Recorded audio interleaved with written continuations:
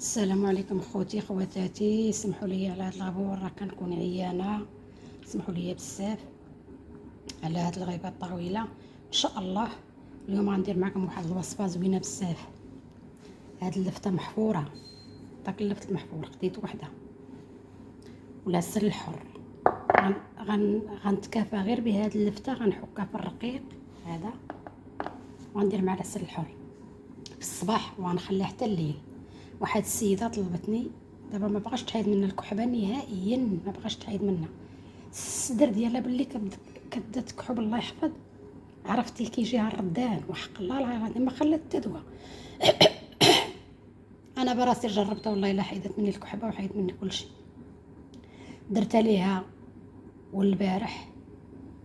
والبارح واليوم قلت غنشاركها معكم. راه ما بقاش صدرها كيدير، راه ولات كتكحب مره في النهار وقالت لي عافاك الا ما عاوديه ليا.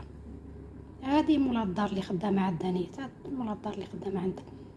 قالت لي سير الله يجازيك بخير، قالت لي نفعتيني ما خلات حتى شي دواء وما بغاش تحيد منها الكحبه. ودرت عليها كي قلت لكم والبارح واليوم غندير لها صافي ما بقاتش. قالت لي كنحمد الله ونشكره.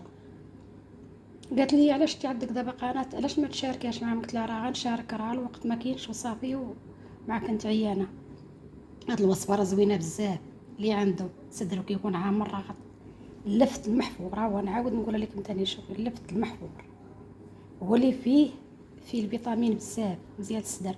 وانا غنحكها في الرقيق وغنعاود نتلاقى معكم ان شاء الله. هي بعد ما غسلتها وقشرتها وعاودت غسلتها ثاني ونشفتها باش ما يبقاش فيها الماء، باش تكون فري. كاين شفت بزاف ديال الناس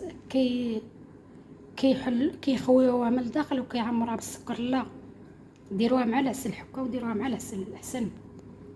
وانا غنخلطها مع هذه. بسم الله.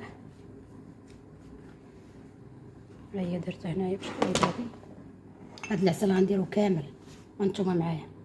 هي بعد ما خلطتها شتي كي ولات دغيا الماء ديالها طلق، ودابا غنخليها حتى الليل تبغي تنعس ان شاء الله.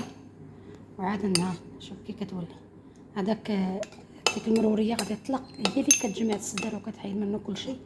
ان شاء الله تتابعوني على قناتي العزيزه تيفي، وما تنسوش ليا لايك. عافاكم الله يجازيكم بخير. لكم وصفات وحدين اخرين ان شاء الله بالصحه والراحه، وشاركوها مع اصحابكم وحبابكم باش ما يبقاش فيهم هذا البرد. هذه دابا راه الليالي داخله كلشي كيضربوا البرد.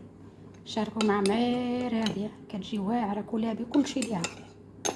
وما تنسوش ليا لايك. والسلام عليكم الى فيديو قادم ان شاء الله.